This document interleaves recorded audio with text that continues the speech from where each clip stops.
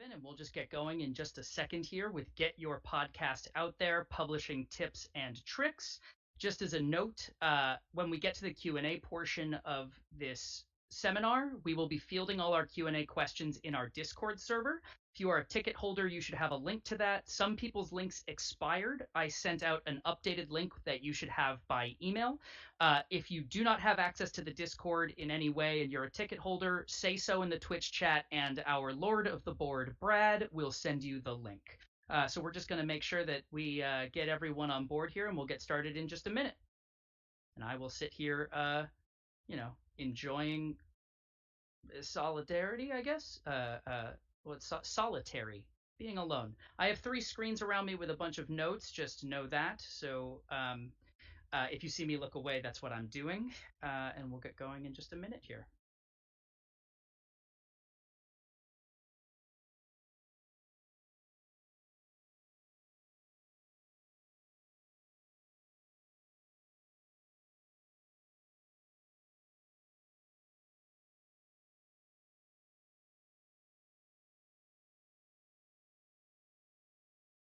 Also, I have eyes on the Discord server for if/when questions do come up.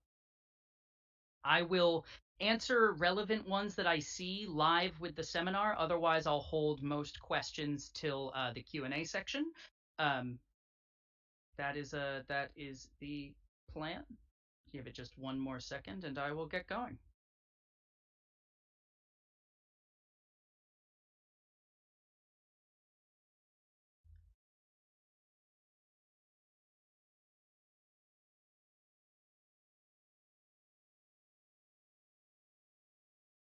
All right, we seem to have a good number in, so I'm going to get started. Brad, if you will, Brad is running our slides here. So, Brad, if you would go to the next slide. So, introduction. Hello, welcome to the seminar and the stream. My name is Ned Donovan. He, him, his are my pronouns. I am currently streaming from Brooklyn on the traditional land of the Lenape peoples, past and present. I am an actor, podcast producer, audio and video editor, screenwriter, script writer. I started my career as a musical theater performer, but I have also worked as a stunt coordinator, stuntman, and fight director, and that led me to a lot of secondary artistic projects that led me down a path to what is now mostly in podcasting. I am originally from Maine and went to college in upstate New York. If you have any questions about me, we can get to those later as well. Most of you may or may not know me because of the large banner above my head right now. I am an actor on and one of the producers for Encounter Party. Encounter Party is a podcast of 6 professional voice actors playing a Dungeons & Dragons campaign written by a playwright that's then heavily edited to focus the listener experience on story and character. That is currently my main podcast and takes up most of my editing time and production time, and that's what we are here on our Twitch stream right now. However, this was not my first podcast. I also produce currently, and my first show is called At the Table, a play reading series where we produce new plays from emerging playwrights as audio dramas with Broadway and other professional stage actors. And that was really how I cut my teeth in editing. So I come from a fiction background, and that's kind of my entire movement. But I have also worked in interview style podcasting and journalist style podcasting, including I was a producer on the Radiotopia show Millennial for about 6 months. I specifically helped Megan Tan finish the show. We produced her final few episodes together, and we'll talk more about that in a couple of slides. And then also, I am working on 3 new podcasts alongside Zombie Orpheus Entertainment and the Fantasy Network. We are producing 3 new fiction podcasts for people to enjoy, especially at a time where we're all at home and socially distant, and it's harder and harder to film things. We are producing a show called Living in Fantasy, which is a news satire program. We are producing a show called Rude Mechanical about an investigative journalist who's convinced the CEO of a major film company is actually an alien. And we are producing a show called Fantasy Sports Ball, where the sports are fake, the highlights are made up, but the debates are real. And we will have 3 sketch comedy artists doing a sports highlight show about fantasy sports that 100% do not exist. So that is me as a podcaster and what I've got going on. And because of all of those different areas and avenues, I hope to shed light across a wide range of podcast creation, not just the actual play world. Brad, would you hit the next slide? So, idea creation. I believe that all publishing tips, all tricks to getting your podcast out there have to start at your plan before you do the project. So, I have a few go-to concepts that I use personally, and I wanted to talk about. So, I have philosophies when it comes to content creation. I think podcast creation, especially given how easy it is to get into, but therefore how saturated the market is, you need to have a very specific plan no matter what kind of podcast you're looking to make. So, my first rule is as a creator, you've probably had many ideas. And honestly, most of my ideas are dreadful. But I allow those ideas. They are good ideas. They are ideas that we should celebrate and think on because if your idea right now isn't ready, it might be 3 years from now. And the other thing about the internet that's so wonderful is whatever you create can live forever and people can discover it 5 years later and it can have second life. So you have to start at your first idea is not always your best idea. And what I mean by that is not throw out your ideas. It's don't think because you have a good idea or even a so-so idea that you need to spend the next 2 years of your life working on exclusively that idea. And so I always say if you have an idea, you need to start at is this idea going to be the thing that I want to dedicate a significant amount of my time and energy to? And that is the idea you run with. Whatever idea gives you a sparkle that says, like, yes, I want to do this. And especially with a podcast where longevity is half the battle, you have to be willing and excited about the project for an extended period of time and willing to pause your own other projects because not everyone has all the time in the day. Most of us, myself included, have day jobs. And so you have limited time to accomplish your ideas. So, in order to do that, you have to know what makes your podcast unique. I talk a lot about how, sorry, Brad has just sent me. Okay, we're okay. Thank you for the pause. I talk a lot about, I personally would not like to make a project that right off the bat becomes someone's competition. If someone else is making exactly the project I want to consume, be it podcast, music, theater, film, I specifically try to come up with a different idea and enjoy theirs. And the reason has a lot to do with community, which we'll talk about in a couple of slides, but it also just has to do with why walk into a space adversarially. It doesn't help anyone and it doesn't help yourself with your own project. That doesn't mean you have to make something wildly different or that you can't make a project that's almost exactly the same as someone else. What it means is you have to know what it is about your project that makes people want to listen to it. Because, especially with podcasts, everyone has a list. That list refills every 1 to 2 weeks, which means if they're going to add your podcast to their listening, they're going to probably have to stop listening to someone else. And you need to come up with a reason why your podcast is worth stopping listening to if you're looking to capture an audience.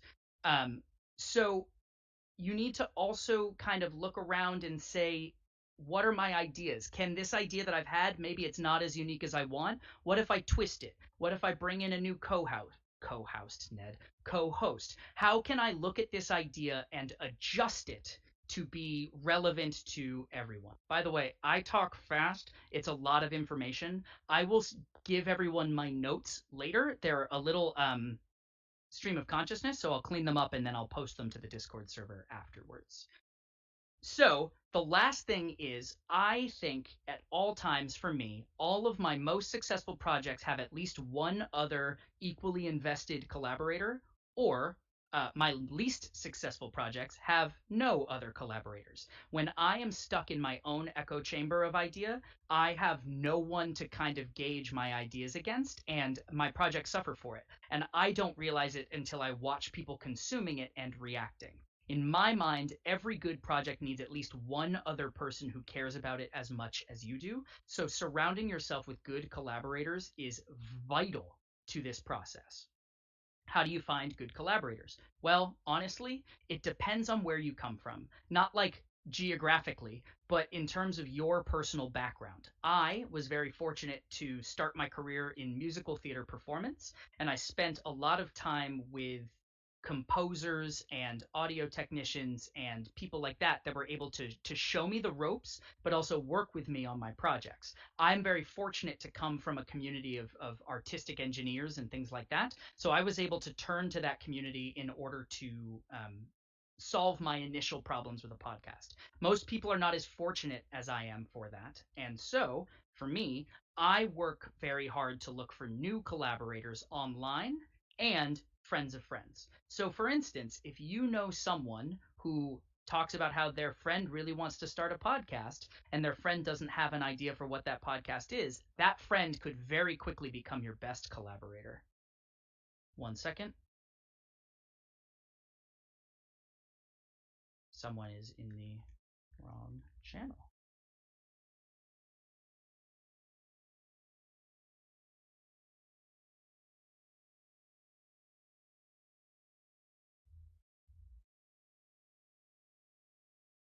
Sorry about that. Just posting into the channel that for people who missed the announcement that we were streaming to Twitch.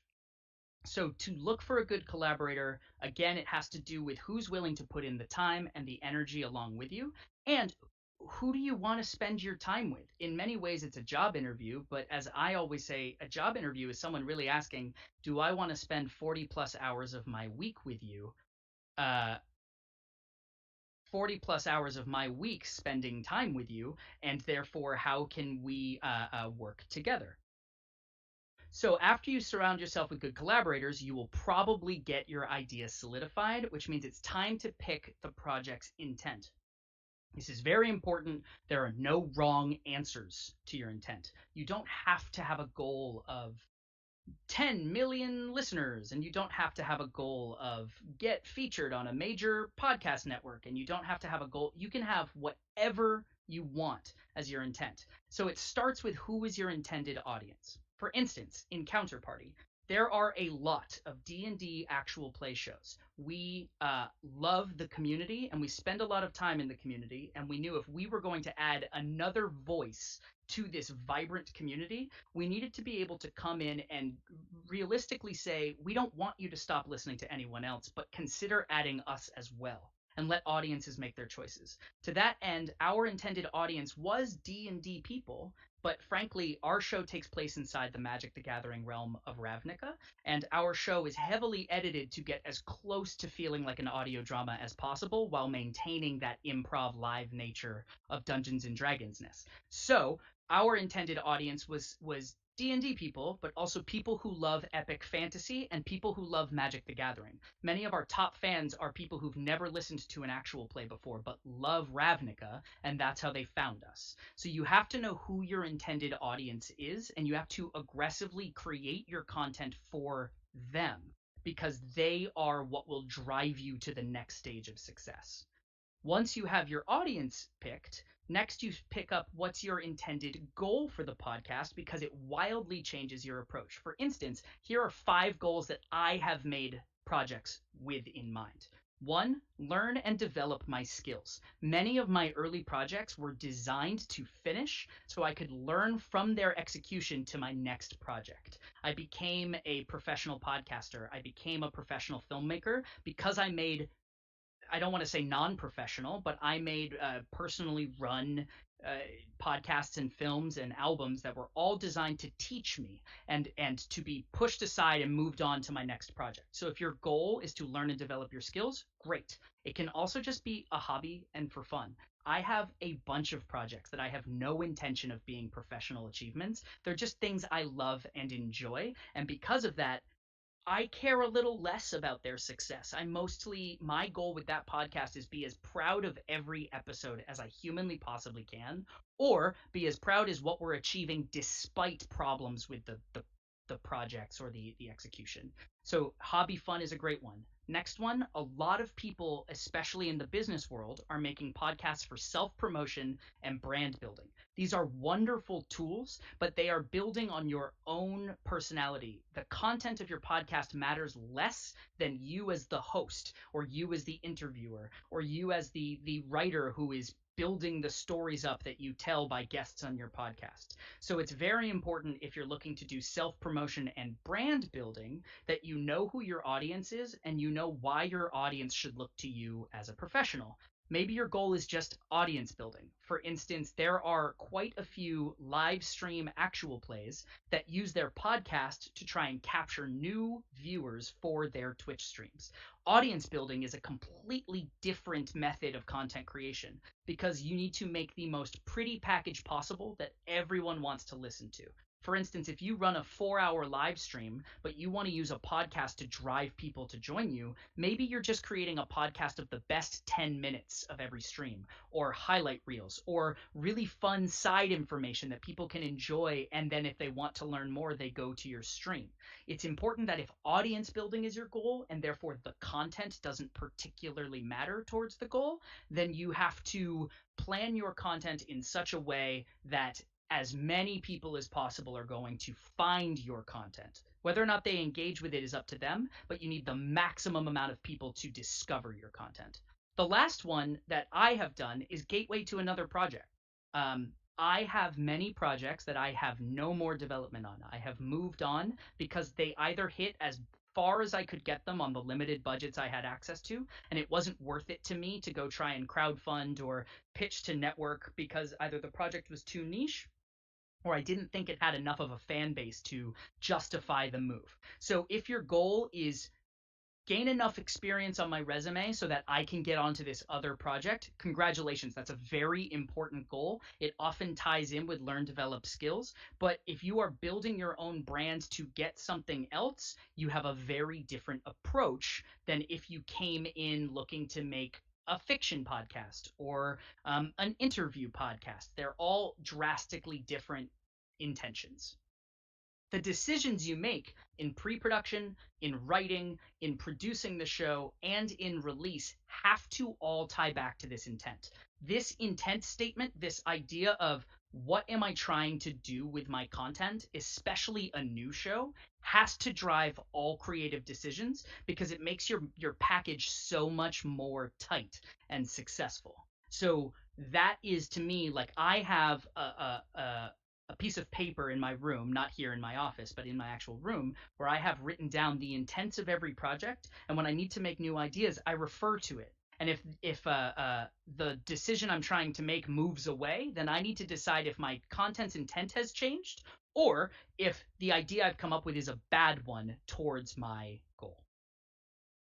Uh, and then lastly, set a self-achievable goal for your next 3 months, 5 months, pick it yourself. But it has to be a goal that only you can achieve or fail. Because one of the worst things you can do as an indie content creator is put all of your success on someone else's decision making. You'll drive yourself insane. You can't control what people think. And frankly, things you love, others might not. For instance, in the film festival right now is my web series, The Hunted Encore, which is an action comedy, rock musical, mockumentary web series about New York City vampire slayers. It is unbelievably niche, and it is exactly the content that I want to consume.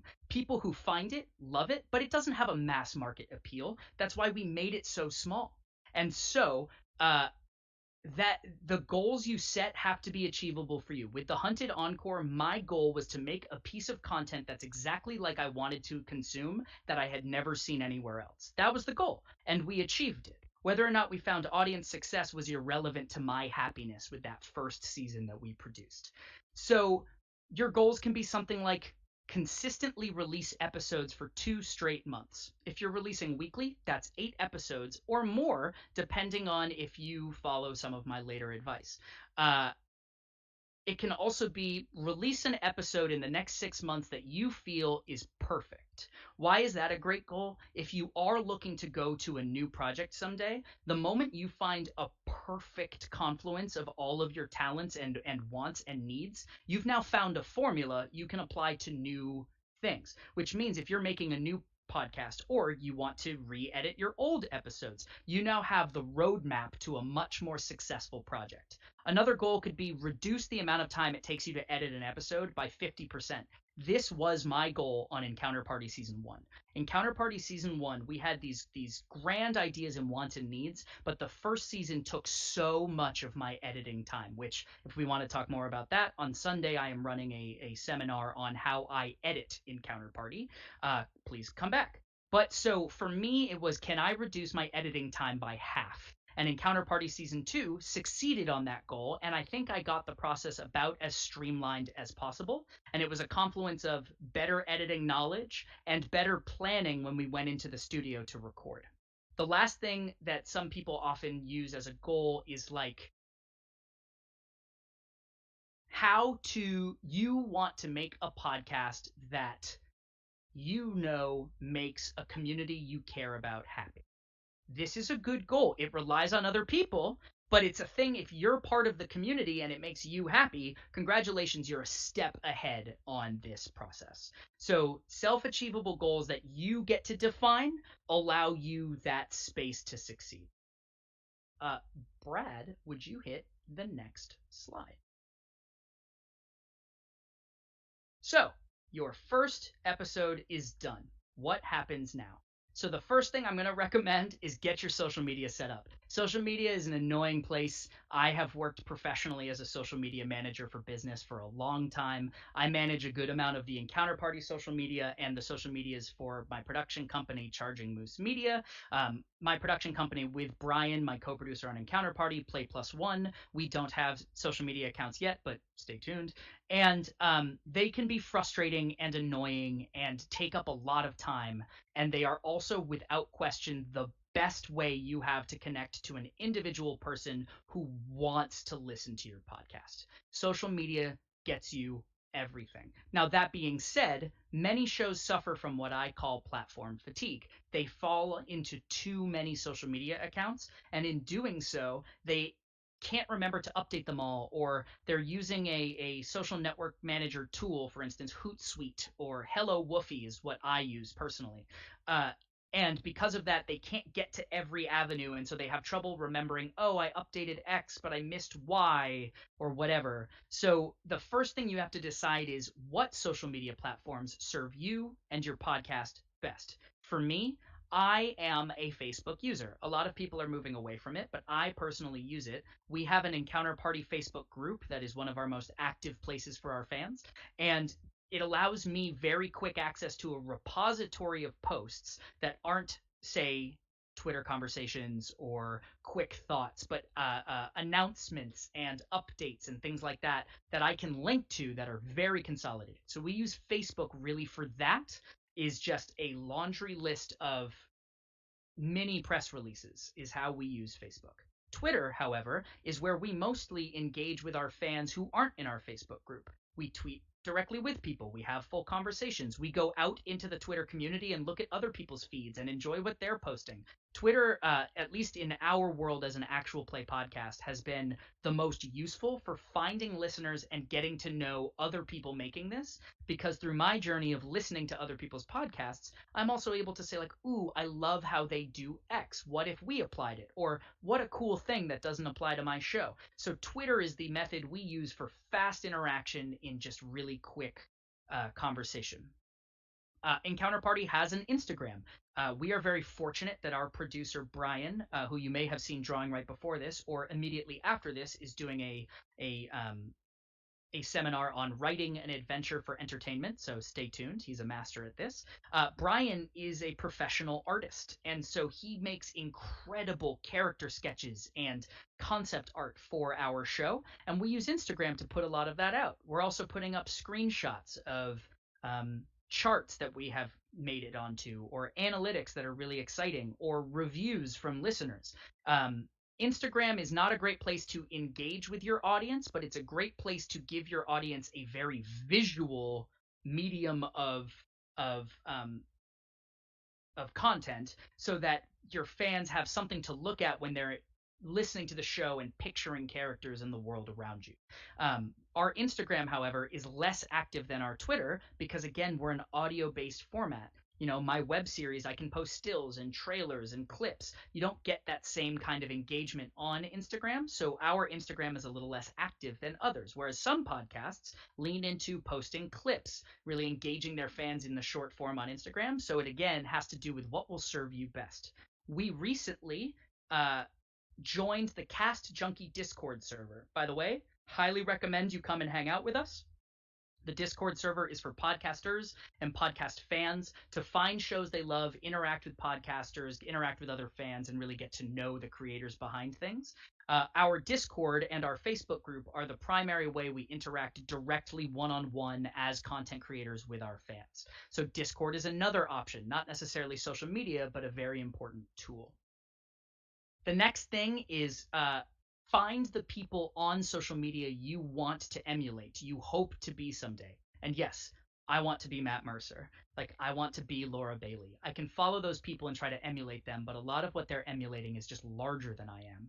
But for instance, I can find other podcasts about my size that I feel are really doing it right. And I can follow them and learn from them and try to apply what I learn in. The most important thing, however, of following people and podcasts and projects and all of this is do not become a spam demon. What no one wants is someone new walking into a room and shouting about their own project and expecting people to engage with them without engaging out. So you have to be, as you come into this community, you have to become a member of whatever community you're looking to access, either for listeners or for fellow podcasters to engage with and hopefully cross over with. A really great example, last night we ran a live stream with Nikki from the Top of the Round podcast and also D&D Elise, who's an incredible DM and content writer. And those are all people we met through the social media world and getting to know their shows and interacting with their fans about how much we love their projects.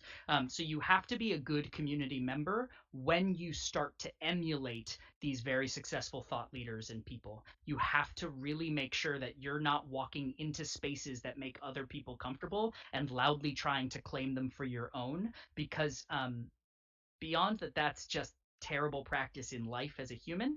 You will lose 90% of the people you need to start getting your podcast larger and larger and larger. After you have your social media channels up and you know where you want to interact with people, it's time to pick your podcast host. Now, a podcast host is a very important decision. It's a little like a marriage, and while most podcast hosts try to make it easy to move from one to the other, they don't. You will lose a lot in the time it takes you to move from one to another, so you have to make this decision pretty early. Now, what is a podcast host? A lot of podcasters host their own on a website, and then they have a plugin through WordPress or Squarespace that gives them a feed that they can then submit to various podcatchers. That's what you would call your listening device, right? So the podcast host can make a lot of that easier for you. Now, I have used probably 7 for my various projects. When I was at Radiotopia, we were internal on their system. When I first started producing At the Table, a play reading series, we used Spreaker, which cost us a little bit of money per month. I've also bounced around on Podbean and Anchor, and my personal recommendation, and by the way, they don't pay me, though I've been trying to get them to pay me for doing this anyway, but they're never going to. And I don't get anything for the referral. In my opinion, the best host for the independent podcast creator out there right now is Red Circle. I host all my shows there. It is 100% free. You own your own content, which is extremely important in a podcast host. Some hosts tell you they actually own what you upload to their site. So you can own the title of your show, but you lose the episodes if ever you want to leave. So be very careful with what host you choose to put your podcast onto. Red Circle comes with a dynamic ad inserter, which means that you don't need to insert your own replaceable audio in the file as you edit your audio. You can actually just upload the audio with a 1 second break and tell Red Circle what time code to insert an ad at. So that is why I personally use Red Circle. If you come to the editing seminar on Sunday, I'm going to talk a lot about how I use that tool, why I use that tool, and what its purpose is. But that is my host. Now, what do you need to take into account when making a host? The big thing is honestly analytics. You need to know what they're going to give you for both short-term and long-term analytics. For me, Spreaker was wonderful. They have an amazing, robust analytics tool that expires after a year. So if your podcast is more than a year old, you need to keep downloading Excel files of your own data just to make sure you don't lose numbers. That's one of the many reasons why I left the platform. You also have AutoPodcatcher update. You need to know that when you upload something into a host, it will automatically post to Apple Podcasts, Spotify, Google Podcasts, wherever you want people to listen to your thing. You need to make sure that you're not having to manually update your RSS feeds. Some hosts don't do a good job about pushing timely. And some podcatchers are very slow about when they refresh feeds. So if you have a podcatcher that only sends out new episodes once every 72 hours and a podcatcher that only pulls feeds once every 48 hours, your fans can take up to 5 days to get your new episode. So it's very important that you pick such a thing. We have a couple of people have posted in the Discord, and my Lord of the Board, Brad, reached out to me as well. I just set off my Siri. I hope you all enjoyed that.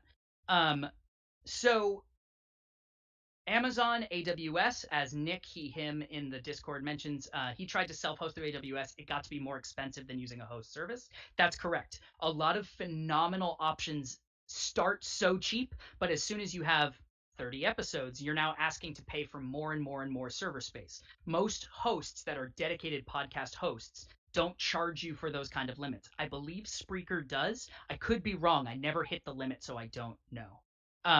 Additionally, I got asked a question about Libsyn.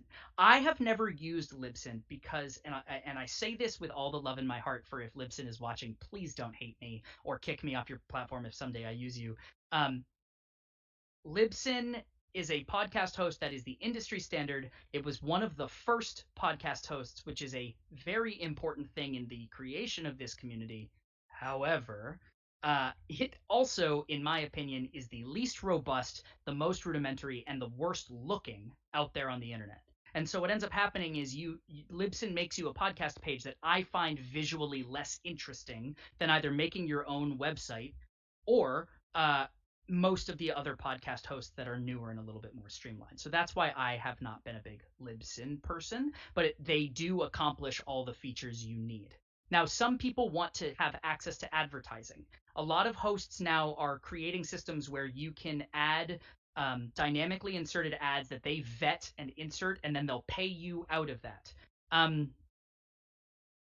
I am wary. I'm wary for a lot of reasons, most of which is I want to make sure I know who gets to promote themselves on my podcast, no matter how much they pay me. I don't want that decision in someone else's hands. I want to be able to stamp yes, no. Now, there are many platforms that allow you to pitch yourself to advertisers. Red Circle is one of them. Podcorn is not a host, but is another way to pitch to advertisers. The big thing that I will warn everyone is there are two types of podcasts, episodics and serial. Episodics are sitcom episodes. Each episode stands alone. You can watch them apart. Serials, you kind of have to start at episode 1 and move to the end. And Counterparty is a serial podcast. We are telling a long-form story over currently about 40 episodes. I think we have 39 episodes right now of story content, and we have a whole nother season coming. And you can't really listen to season 2 without listening to season 1. In that regard, most advertisers are trying to buy permanent ads on a single episode. So my word of caution to absolutely everyone is a permanent ad when you have a show like in Counterparty is a dangerous way to kill your financial potential. Because if someone owns your first episode in perpetuity, but you didn't have enough listeners to negotiate a good number for that, then when you have 1 million listeners, that sponsor that paid you $50 has made out like gangbusters, and you can't capture new advertisers. So be very careful of what access to advertising will give you, and think about it strategically for your goal and future. The next thing is ease of upload. You want to know that it is easy for you to add a new episode to the feed, fill out the information for the RSS, the title, the season, the episode number, the description of the show, and whether or not the description can be HTML enabled. This seems very small, but some hosts don't let you put URLs in your links, in your show notes. Your show notes have to be able to include links, or else what are we doing here? You need to know that when you upload something, it is going to go out without you having to think about it ever again, and you need to be able to set it and forget it. You need to be able to upload on Monday for Thursday release and be 100% comfortable that on Thursday you'll open your phone and the podcast will be there. The last, and I've already mentioned it, but I'm going to say it again: control of content, control of content, control of content. Some podcast hosts tell you, by uploading to this site, we own the material you host, and you can own your podcast's name, but the episodes must live on this platform in perpetuity. I don't have a list of those hosts, mostly because they got called out on social media and they changed their terms and conditions. But read your TOC. Just read them. I do promise you, again, Red Circle doesn't do that, which is, again, why I use them. Lastly, on this guy here, you need to submit your RSS feed to podcatchers. Very important. And actually, these last two bullets should really be flipped. So apologies to all of you. I made them late last night. They're flipped on my side.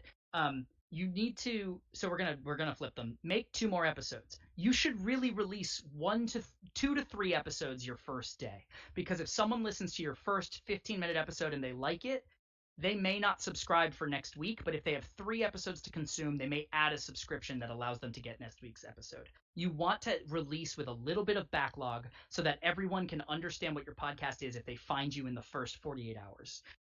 So I try to release 2 minimum, and 3 is fantastic. And then once you have all those episodes, you submit your RSS feed to everywhere. Now, what is an RSS feed? It is a URL that pushes to a very specific line of code on a website that tells a podcatcher, podcast app, what episode your files come in, what they're titled, how they go, and your host will give you that link.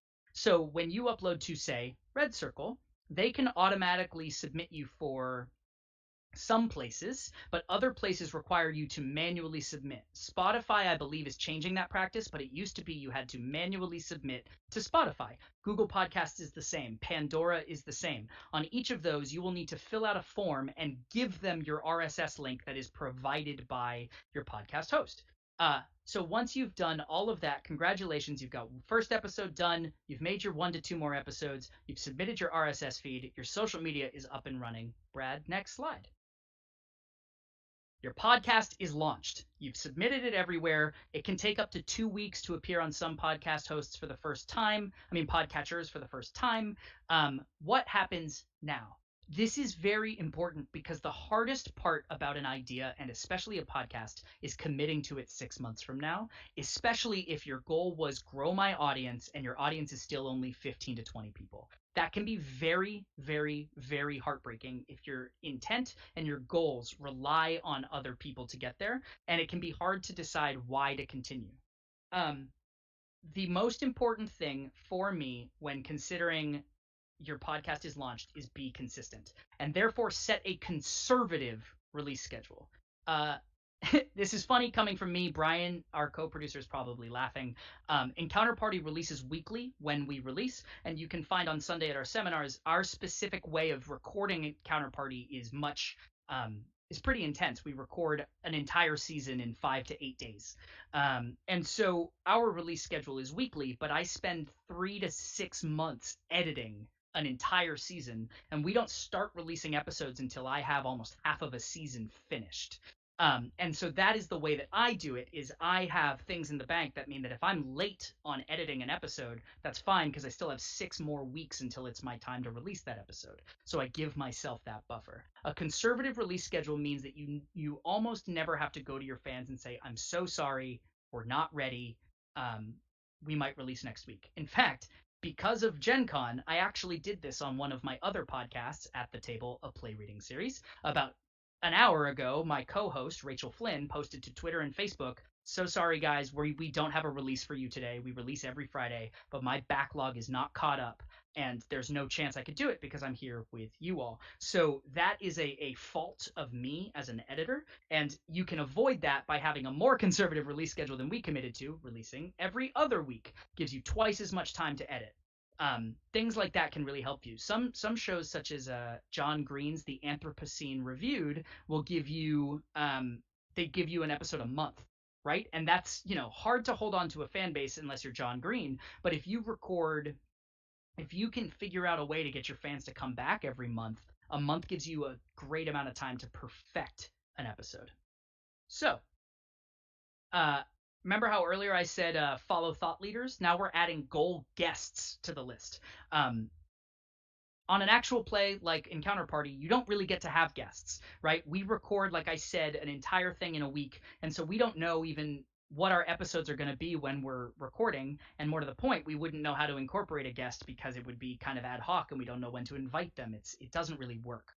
We've accomplished that by tonight. You can come join us on the live stream. Two guests we have been very excited about are joining us for a one-shot on Twitch. This is how we solve this problem. If you are an interviewer, if you are a journalist doing story-specific shows, then a dream guest that you follow on social media and start to engage with is very, very, very important, because any of those appearances gives you the opportunity to capture new fans. And it gives them the opportunity to invest in your brand. So start to follow your goal guests, but again, don't become a spam demon. You cannot become one of the people that truly that goes into spaces and annoys the whole crowd. But promote your show. Congratulations, you're releasing. You do need to decide if you are releasing a show that exists in seasons, like Encounter Party. Season 1 lasted about 4 months, and then we took 4 months off to get the season 2 ready. Or if you're going to release every other week for the rest of time. Millennial, for Radiotopia, we release an episode every 2 weeks. No seasons, no breaks, no vacations, no nothing. So you have to know what that is, because you have to understand the amount of time you have to capture people. In terms of promoting your show, social media, social media, social media, social media. You will capture 99% of your initial fans from social media, and you need to spend time ingratiating yourself into the communities, be it Reddit, be it Twitter, wherever it is that your listeners hang out. Go become a member of that community and build friendships, and they will start to celebrate you in the way that you want your podcast to be successful. This is a controversial one. Almost everyone says put out a press release, and I disagree. If you don't have a reason to put out a press release, and the reason can't be I made a podcast, then a Facebook post accomplishes exactly what your press release does. And in fact, press releases are much more interesting when press can look at your project and discover it for the first time as doing something interesting, and that interesting is never going to be we're releasing. It has to be a press release about a guest, or a press release about your 15th episode, or your 1 millionth download, or even your 1,000th download. It doesn't really matter what it is, but I believe your first press release should go out when you hit a milestone after you release a show. And why I say that is important. Press releases kill your soul, because you will send them to 300 people, and if you're lucky, 200 of them will respond. That's if you're unbelievably lucky. Honestly, the most I've ever had react to a press release is 5.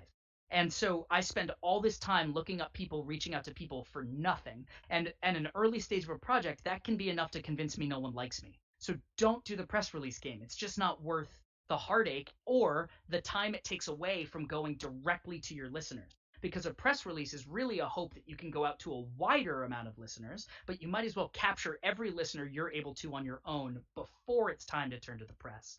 In doing so, you have a much better shot at saying, we have 5,000 dedicated fans, and we just had X guest on. How cool is that? You're now much more likely to get noticed by the press, and your press release will have much more potential success. The last part, there's an asterisk on it, respond to everyone. Everyone means everyone but trolls. Good comments, bad comments. React. People who take the time to interact with you generally speaking, come from a good place, and you can suss out pretty quickly which side they're on as long as you don't become defensive against feedback. A troll, ignore them. They're never going to help you.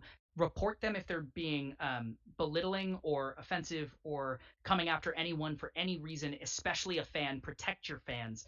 Trolls should be avoided, but everyone, from the person who reaches out to say, I listened to your podcast and I hated it, to I love your podcast, you should respond to thank them for taking the time to interact with your show.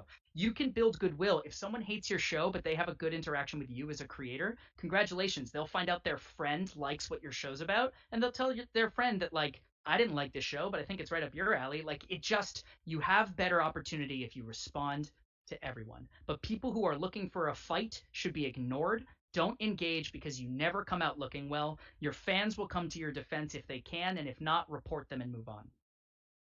Build your network. I've written this down on a post-it note basically for the last decade. No one exists in a bubble. You can only be as successful as the crew around you. This does not mean your podcast needs to have exorbitant promo swaps with other show. And Counterparty has never actually done one, and we have had great growth.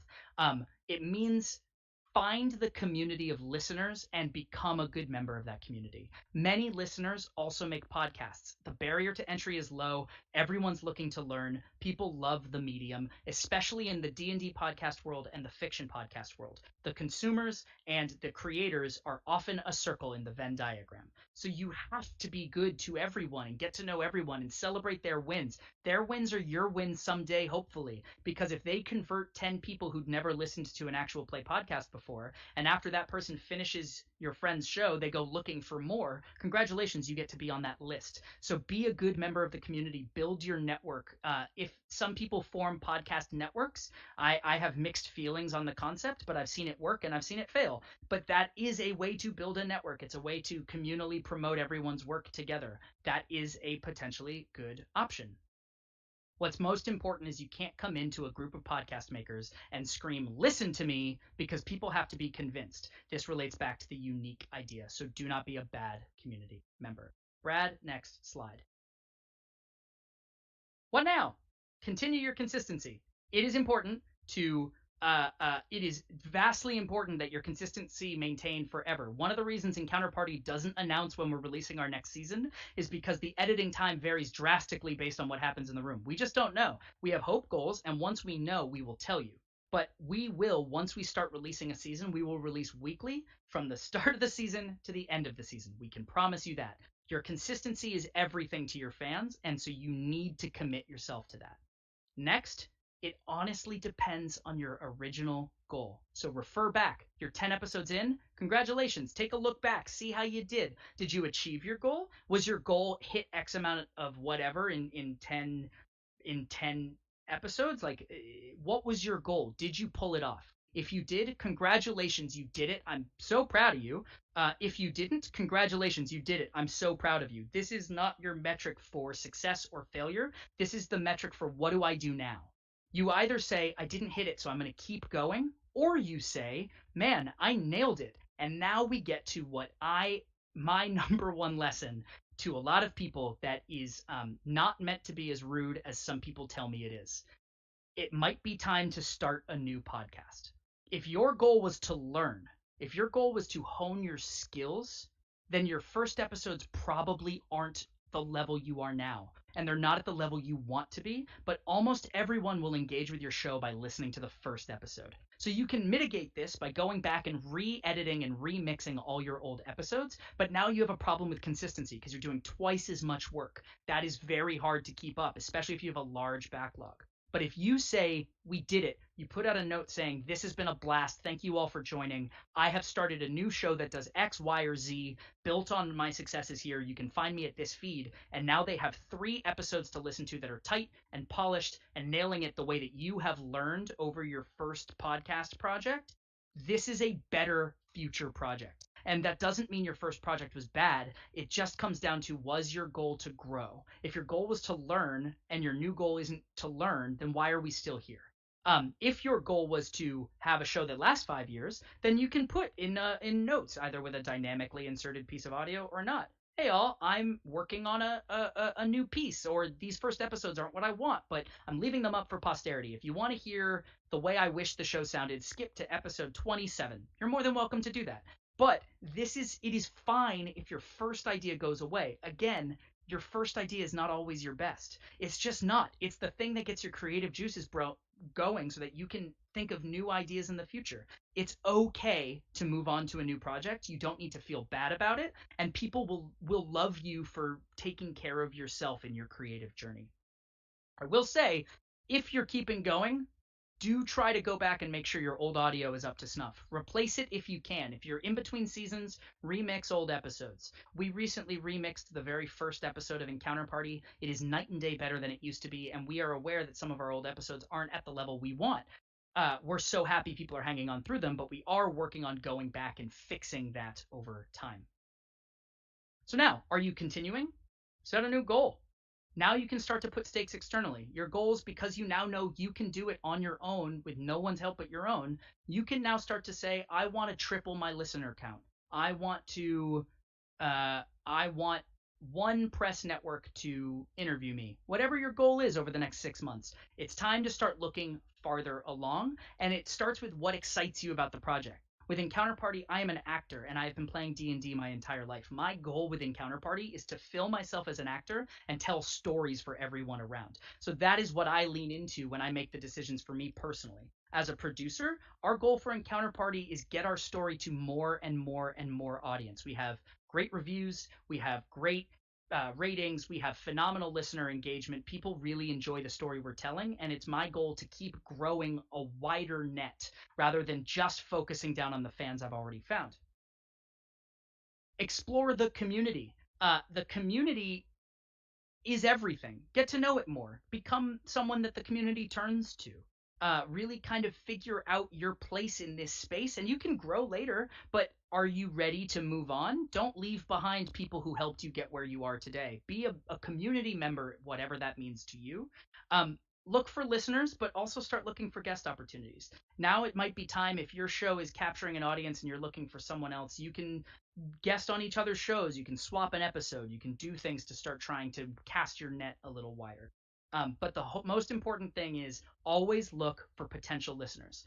Listeners you do not have are often more important than listeners you do for the future of your show. Because if you have, I don't know, our show doesn't have this many, but 50,000 listeners, that's a tiny fraction of the potential pool. So always look for opportunities to cast a wider net and lean on your closest fans to help you do it. They're going to be excited by your successes, and you're allowed to look to them as creative partners even as they listen to your show. If you cultivate your fans but don't grow, then you've hit your ceiling as a project. Now, if your goal is fun, great. But if your goal is to grow and you hit your ceiling, your next goal has to break through that ceiling. And lastly, find your fun. Podcasting is fun. This is what we do. There's no reason to not have it be a joyous experience for you. Now, I timed this out beforehand, and I was off by about 9 minutes. Sorry, people. We only have about 8 minutes for Q&A before Brian's thing. Drop your questions in the Discord if you have them. I cannot see your Twitch. I am here. Feel free to also reach out on Discord and then leave. I will answer it by text. You can also tweet at me. You can email me. You can find all of the links for Encounter Party at the link.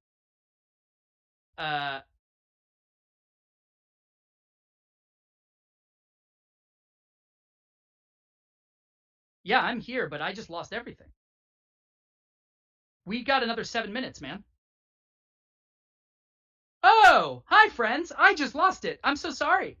You can't hear Brad. Thank you, Ash Stash, for great panel. Does anyone have any question? Oh, hit me, Brad. Can they hear you, by the way? Oh, I'll repeat what Brad says to me.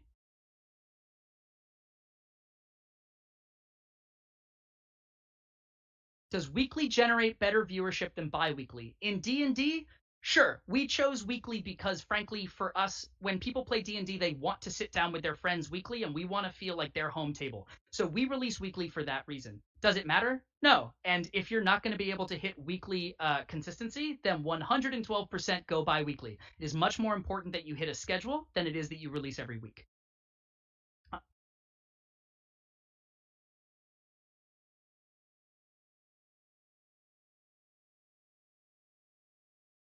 Besides social media and being a guest on other shows, what marketing options are there?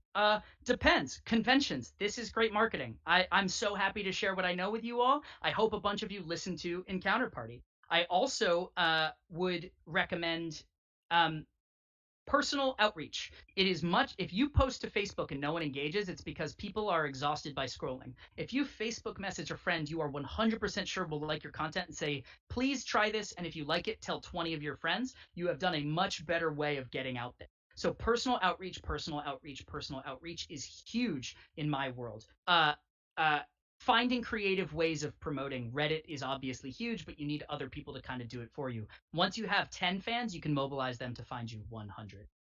Okay, I also have from the Discord, Crystal, what recording editing programs do I recommend? What open source soundbite sites do I recommend? Copy. We use Pro Tools. Pro Tools is sometimes like fishing with dynamite. You don't need the industry standard tool, but I collaborate with a lot of people who do require it for work, and therefore I edit and mix all in Pro Tools. I highly, highly, highly, highly recommend Reaper. Reaper is unbelievable as an audio editor and an audio platform. If you are recording via remote, Zoom is good if you're able to kind of get the feeds. My big thing, and we'll talk about this in the editing software or the editing seminar, everyone needs to be able to record their feed internally because you will have internet glitches and you don't want those glitches on your podcast. Mick Fidget, what was my experience with Podbean? I didn't have a long enough experience with Podbean because I was hired by a podcast to help them get off the ground, and then they decided to fold themselves. So I don't have enough of an answer to answer on Podbean. In my Cast Junkie Discord server, people seem to love it.